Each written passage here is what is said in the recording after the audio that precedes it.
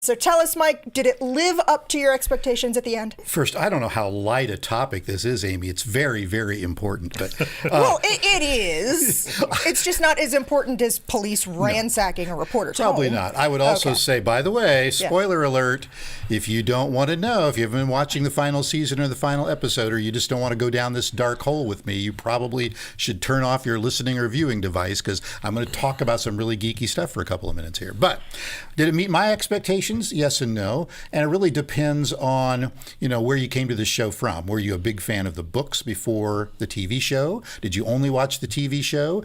Did you only come on, and watch the last season because everybody was talking about it? You might have different expectations.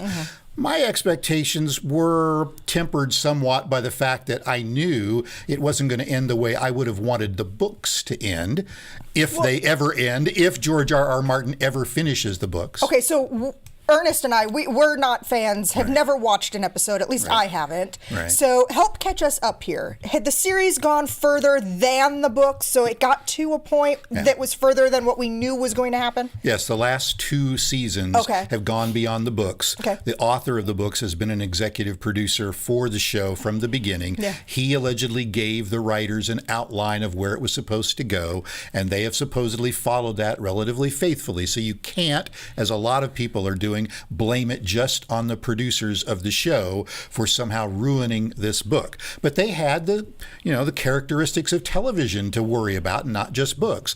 They had a huge audience. HBO was giving them a lot of money, and so they were expected to produce a spectacle. Lots of CGI, dragons and battles and all kinds of other stuff. But what the show was really based on initially for a lot of super fans was the politics and the machinations and all of the behind-the-scenes works of these different personalities and characters. There weren't all good guys or all bad guys. There were some really bad people who you could sympathize with. And so, no, those folks, like me, were not going to be satisfied entirely by the way it ended. And certainly the folks on social media, certainly the critics who've been following this, because, well, let's just be frank, a lot of traffic to news websites is coming in the past several weeks from Game of Thrones stories, feedback, articles, whatever. So no, we weren't going to be satisfied if it was not living up to all of the political machinations and the characters.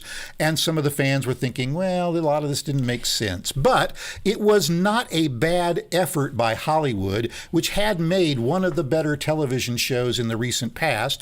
And they brought it off with some level of style, in my opinion, in the end. So some level of style. There were a lot of really, really unhappy viewers, though, so much so that there's like a change.org petition circulating to redo the final season. And I guess my argument would be that in our social media enhanced era, no way was that show going to satisfy a lot of people.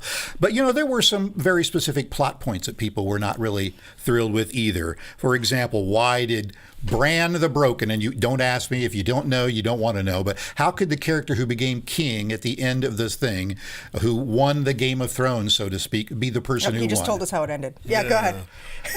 I told you, spoilers. No, that's okay. It's all good. It's all good. I mean, you just saved me 8 seasons of television. There were other characters who, expected to have different endings, and they didn't. It kind of seemed like that one of the things about Game of Thrones that people really liked was the fact that they would kill off anyone.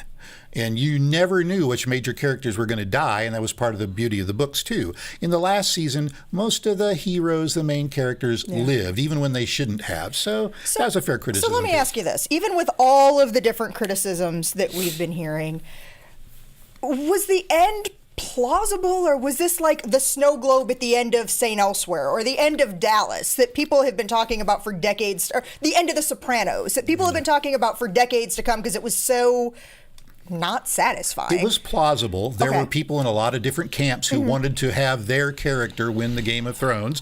Bran was probably not the one that most people wanted, but probably the one the author wanted.